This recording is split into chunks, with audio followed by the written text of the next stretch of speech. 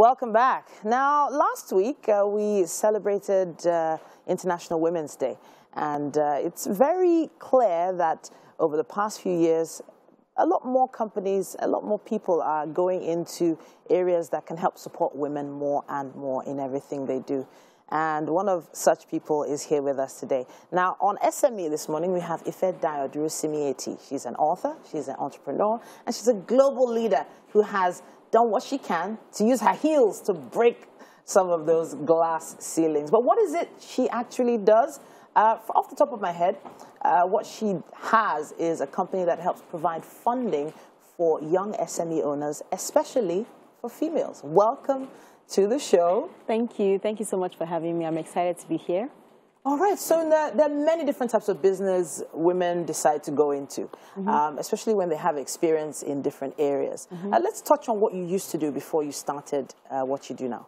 Okay, I'm very excited to even talk about how we even transitioned, because before I even got into full-time entrepreneurship, I hated entrepreneurship because I didn't understand it. I was one of those people who used to say, I'll work in a company and probably retire in that company. And you were doing that? Yeah, I was doing that, you know. And then I had a baby, and then when I had the baby, I realized that there was a gap in the market for furniture for children. So I used to see furniture focused on like offices, home, but nothing on kids' furniture. And you have to be specific because things need to be safe and stuff like that.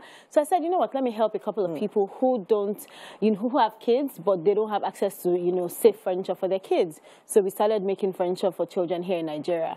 And that's how I got into entrepreneurship. So we started applying for grants just because we wanted our business to scale. And I realized that any opportunity I got, I was seeing the same faces, which were mainly men. So I said, you know what, I need to democratize these opportunities and help more people, get access to grants and other opportunities here in Nigeria. And that's how we started AGS Tribe. So that was the first company that we actually started. We started democratizing these opportunities for women and also started giving them access to grants, loans, jobs, opportunities that typically were not in the face of women. So at that point you saw a gap. You decided to step into that gap. It's a big move, trying to find funding for other people, especially since you knew how hard it was for you to even find the funding yourself for your own small company at the time. What sort of support did you need to get this started? And did you have any doubts at any point?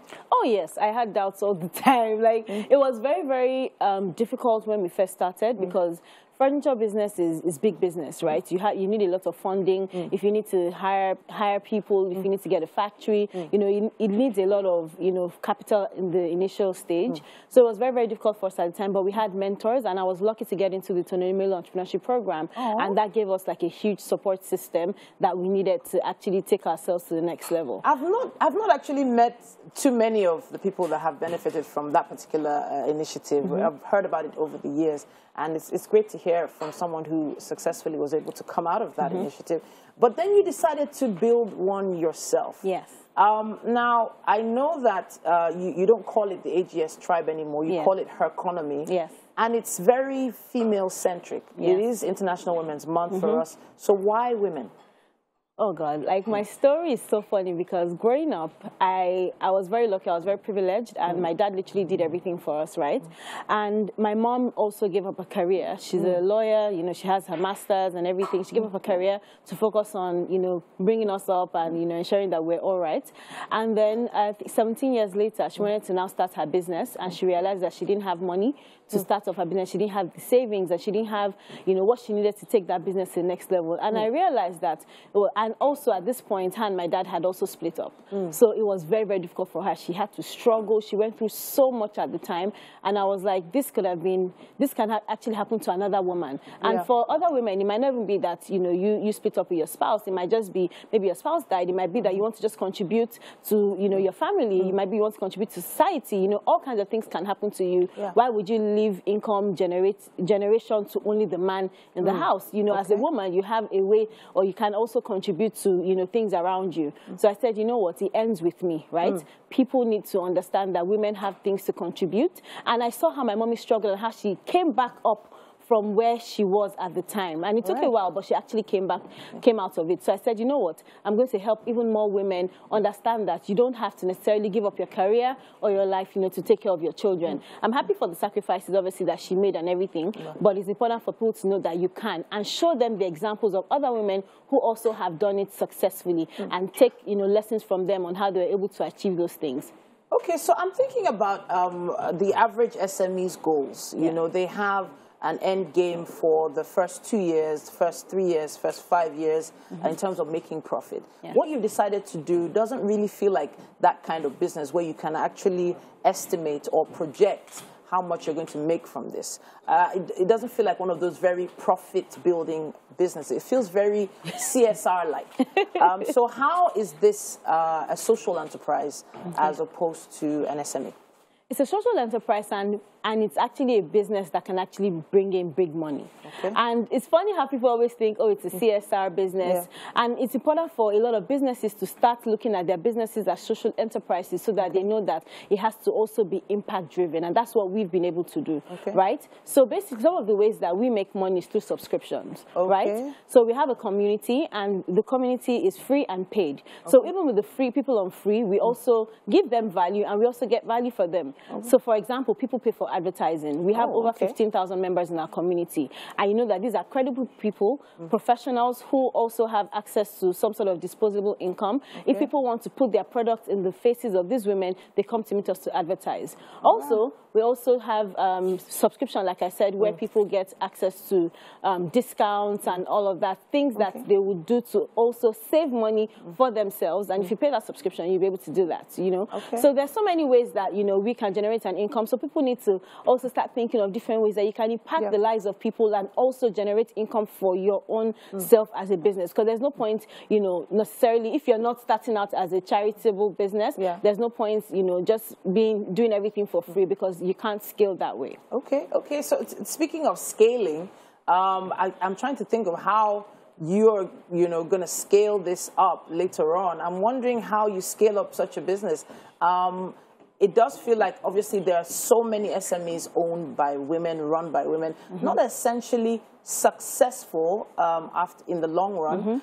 So talk to us about some of those things you're putting in place to establish sustainability. Fantastic. Firstly, our team.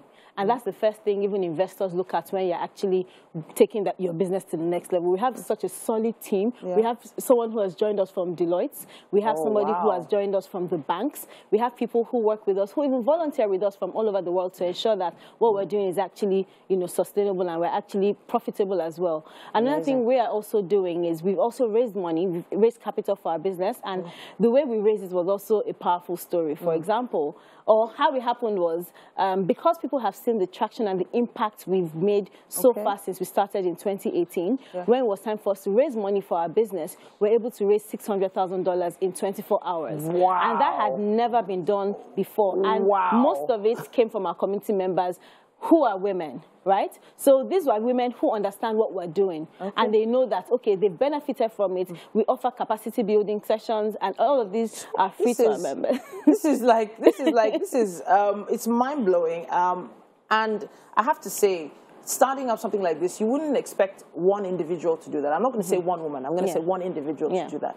Do you have partners, people who have collaborated with you and things like that to make this happen? Oh, yes. We've had so many partners along the way, from the likes of, you know, Providence Bank to Platform Capital. So many banks have supported us, you know, throughout this journey. Apart from even banks, even individuals. Some people have, you know, said, you know what, Ife, I believe in what you're doing. This is what I want to do to support women. Recently, we gave out a grant to a female baker, right? That came from Macadams. You know, so there's so many organizations who see the good in what we're doing, and who know that we have this platform of credible people. So if they want to also give out grants, they come to us. Even Facebook last year reached out to us and said, we are giving out grants to SMEs who have, you know, struggled throughout the pandemic, and we know that you have a community.